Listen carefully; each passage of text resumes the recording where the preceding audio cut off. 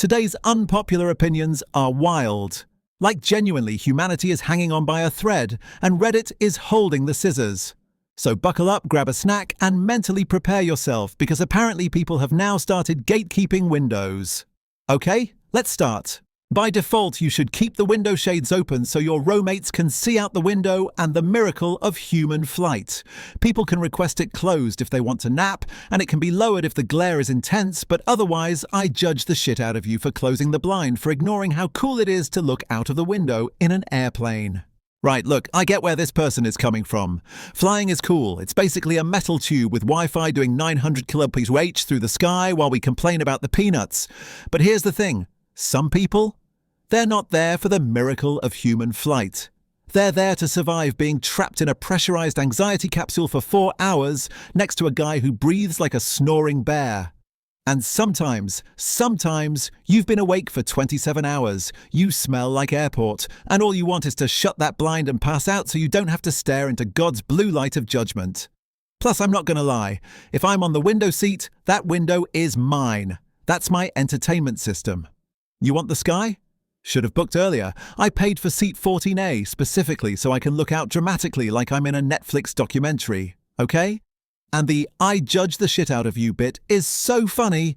Imagine being on a plane like, "Excuse me, sir, did you just close the blind?" Wow, unbelievable. No joy, zero joy, anti-joy individual. Bro, relax, some of us are just trying not to get migraines.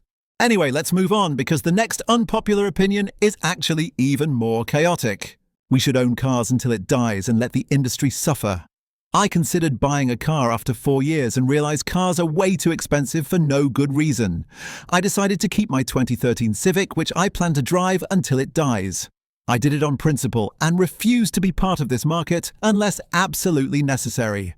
I started driving stick shift and cars were solid back then. You could buy a car and drive it for 15 years and make all repairs yourself for much less cost. Now, the problem with new cars is that companies focus too much on performance that it reduces the life of the engine. In addition, we want all these comfort features like lane assist, blind stop, whatever you can think of. It makes repairs difficult, you'll have to spend way too much time or pay crazy labor cost.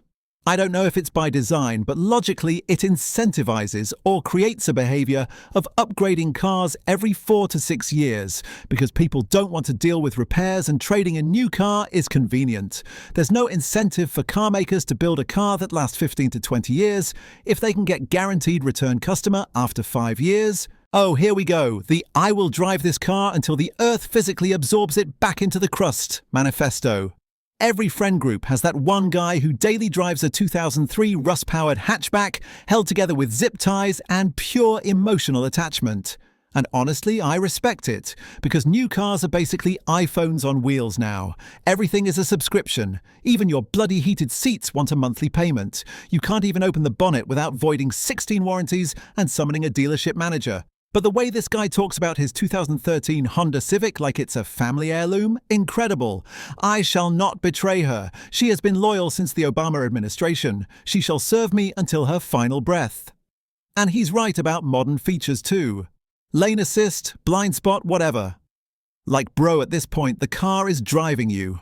Which sounds great until one sensor gets dusty and suddenly the repair bill is the GDP of a small country. Also, manufacturers absolutely do not want you keeping anything for 20 years. They want you upgrading cars like they drop new seasons on Netflix. Here's the 2025 model, now with a slightly angrier grille. That'll be $32,000. But let's be honest, if every single person only bought one car every 20 years, the auto industry would collapse harder than a 3 a.m. Jenga tower. So yeah, I get the point.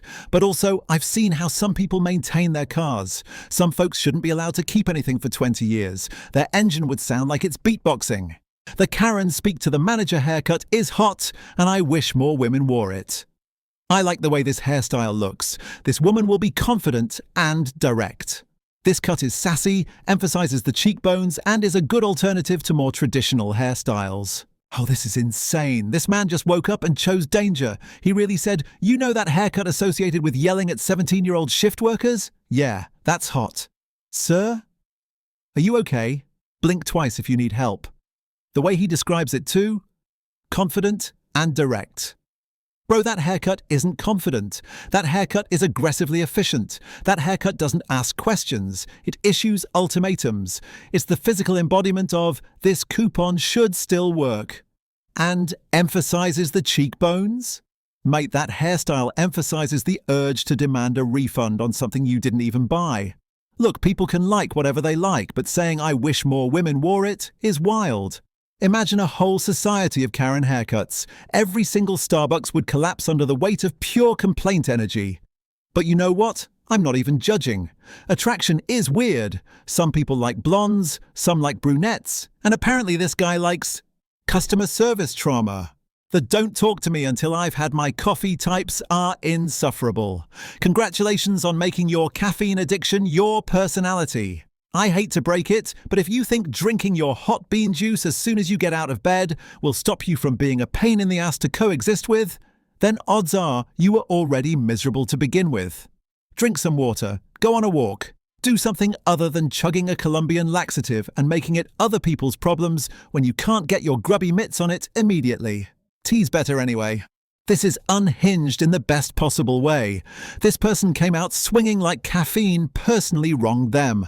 The phrase Colombian laxative is doing heavy lifting here. That's not coffee, that's a war crime in a mug. But I'll be honest. The don't talk to me until I've had my coffee people are a specific breed. They treat caffeine like it's a medical emergency. They wake up like zombies and act like the world needs to apologize for existing until they've inhaled 400 millijoules of espresso. Meanwhile, this Reddit user is basically saying, have you tried touching grass instead of becoming a caffeinated menace? And the ending. Tea's better anyway. Of course they say that. I could hear the pinky finger raise. Here's the truth though, both sides are insufferable. Coffee people are dramatic, tea people think they're spiritually superior because their drink comes with a little string. Also imagine telling someone drink water and go on a walk at 7 a.m. Bro, I'm trying to become conscious, not audition for a wellness retreat. Night showers are the only showers that actually matter. If you only shower in the morning, you're literally going to bed every night, covered in the filth of the day before. Dirt from your commute, sweat from the gym, germs from touching everything in public spaces, all of that is now on your sheets and pillow. Congrats, you're marinating in it all night. Showering at night actually makes way more sense for hygiene. You go to bed clean, your sheets stay fresher longer, and you're not dragging the day's mess into the place you rest. Morning showers in comparison feel like more of a ritual or a wake-me-up thing. Of course, if you want to do both, fine. But if you're only going to choose one, it should be the night shower, because that's the one that actually keeps you and your bed clean. This person typed this with the rage of someone who just washed their sheets and watched their partner crawl into bed after touching every public object known to mankind. The phrase, "Congrats, you're marinating in it all night," is insane. That's not hygiene advice, that's a psychological attack. That sentence alone is responsible for 200,000 people changing their entire bathing schedule. Look, night shower people are intense. They treat showering at 8 p.m. like it's a moral victory. They're like, yes, I shall enter my bed pure like a freshly summoned RPG character. And morning shower people? They're chaos gremlins. They go to bed sticky and dusty like Disneyland churros and wake up like time to become human. The truth is, both groups hate each other like it's a religious conflict. But I'll say this. If you go to the gym, sit on a bus, touch public door handles, pet a random dog and then hop straight into bed, yeah, you are definitely adding extra seasoning to those sheets. But insulting people by calling them a slow-cooked crock-pot of germs. That's beautiful writing. 1010 would read again. Maybe some kids should get left behind. No Child Left Behind, or Every Student Succeeds Act as it is now called, seems to still allow for very low thresholds and standards for kids to move forward to the level of education when they are, to put it bluntly, not at that level of progression. Seeing these young adults struggle with basic math and spelling that should have started in early elementary curriculums, yet somehow they made it through another 5 or 6 grades of schooling and graduated in some cases is doing the said child no favors. It's not even about crazy sentence structure or formulaic math, but rather the girl at the drive-thru that reads off the total of $4.75, I give her $20.75, which causes her to have a mini-stroke, and somehow I get back $17 back at the first window, which which she then comes to the second window and says she made a mistake only to give me $2 more. Then there are the folks that send out the emails or texts with 5 simple words misspelled and using the incorrect variant of words like there, and there. Okay, this one is spicy. This person basically said, education system, failing. Kids, also failing. Drive-through employees, absolutely not prepared for $20.75. And look, I get the frustration. Nothing makes you question the human species quite like watching someone's soul leave their body because you handed them a quarter. The maths is not mathing, the numbers are not numbering. It's tragic. But the tone? This is giving old man yells at cloud energy. Like they're 37 going on 94. And the maybe some kids should get left behind part. Bro, that's not unpopular, that's bold. That's the kind of sentence you say in private, not on Reddit where people screenshot everything. But the real villain in this story is this. People who send emails without knowing the difference between there. Those are the true menaces. Those are the final bosses of literacy. Still, imagine judging the entire educational system because one drive-through worker miscounted change. Like, bro, she is being paid $9 an hour to survive an endless stream of angry commuters and teenagers ordering 47 chicken nuggets. Let her live. The education system probably does need fixing, but I'm not sure the "my McDonald's change was wrong" case study is the academic evidence we needed. Alright, that's enough hot takes for one day. My brain can only handle so many aggressively confident opinions before it starts buffering. If you enjoyed watching strangers declare war over coffee, showers, haircuts, and basic maths, do the usual YouTube rituals, like the video, subscribe if you haven't, sacrifice a goat to the algorithm, whatever works. Thanks for hanging out, you legends. I'll see you in the next episode of Reddit Needs Adult Supervision.